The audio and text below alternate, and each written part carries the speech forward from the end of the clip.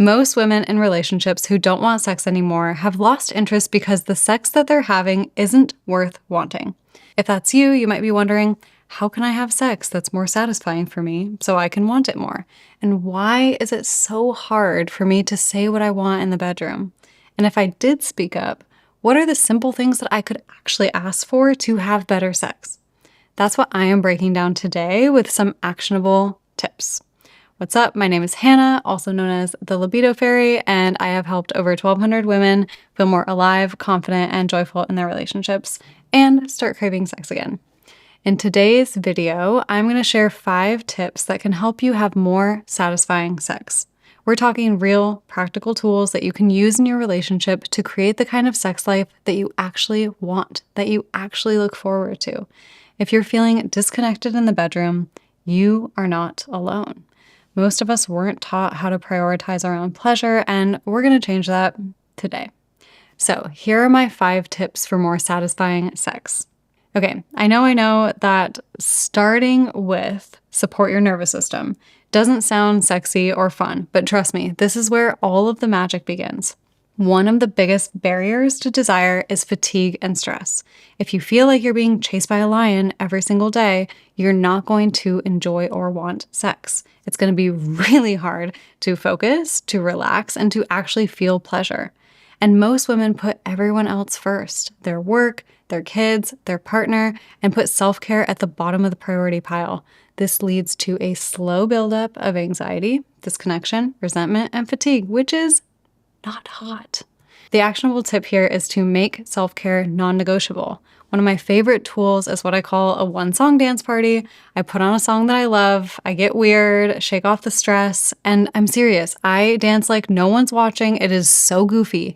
You can also take a long shower, go for a slow walk, or practice deep breathing. It doesn't matter really what it is, just pick something that makes you feel more relaxed and centered and do it consistently. When you start to support your nervous system and manage your stress, you'll find it easier to open up to intimacy.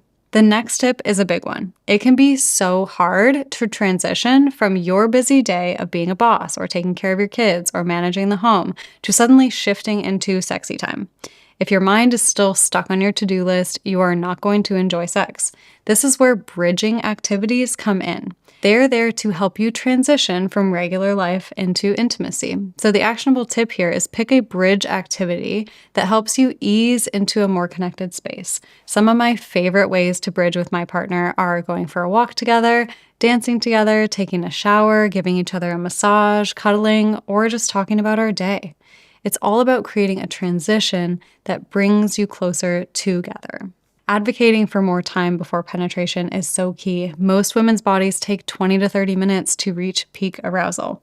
You are not a microwave, you are more like an oven, and you need more time to warm up. And here's why. Your vagina changes in size, blood flow increases, and natural lubrication occurs the more time goes on.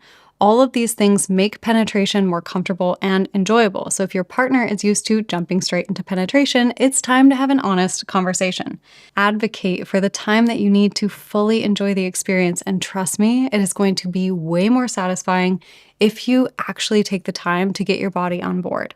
The next tip is an absolute game changer, and when I learned this, it blew my mind. But before I share that, if you're learning something new and enjoying this video so far, give it a thumbs up and subscribe for more tips on intimacy and sex. Okay, here's the next insider secret that nobody wants to say. Most women don't get a lot of satisfaction from penetration alone. In fact, only 12% of women can orgasm from penetration alone. That's because the most nerve-rich areas that actually create the most pleasure are often missed or skipped or not touched during penetration. Your clitoris, your nipples, and the 1 to 2 inches around the vaginal opening. So the actionable tip here is to add in nipple and clitoral stimulation while you're being penetrated. Bring toys into the experience or grind your hips into your partner. The more you focus on those nerve-rich areas, the more satisfying the sex will be.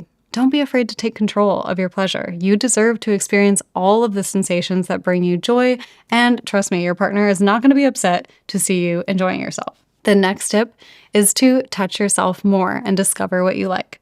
Here's the deal. If you don't know what you like, how can you expect your partner to?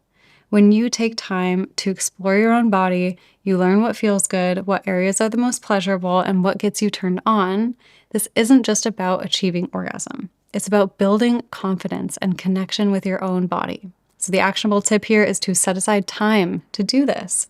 If you have never looked at your vulva, grab a mirror, look at your vulva, touch different areas, and notice what feels good. Remember, this is not about rushing to an orgasm. It's not even about creating pleasure. It's actually just about learning and enjoying yourself and discovering what feels good and what doesn't. The more you know about what brings you pleasure, the more you can communicate that to your partner.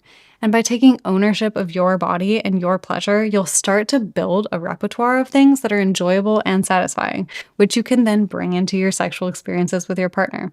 The next tip is super tactical and is the most underrated in my opinion, and also a little controversial because it comes with some stigma. And this is it. Use more lube. I cannot tell you how many times I've heard women say they don't need lube, but here's the truth. Lube isn't just for when things go wrong or you're dry. It's about enhancing pleasure and protecting your vulva. The tip here is do not squirt lube directly onto a toy or penis. Those things are porous and they absorb the lube. Instead, apply it directly inside of your vulva, inside your vaginal canal, and around the opening. This way, the lubrication is absorbed into the vaginal lining, increasing natural moisture and reducing discomfort. Using lube can prevent micro tears inside of your vagina and reduce the risk of UTIs and infections. So get yourself a good lube and use it generously. It's not your fault that you didn't learn these things early on. The education system absolutely sucks when it comes to this area of our lives, but you're learning it now. And the most important lesson to remember is that sex can be about you and what makes you feel really good. I really want to encourage you also to just share this video with your partner or a friend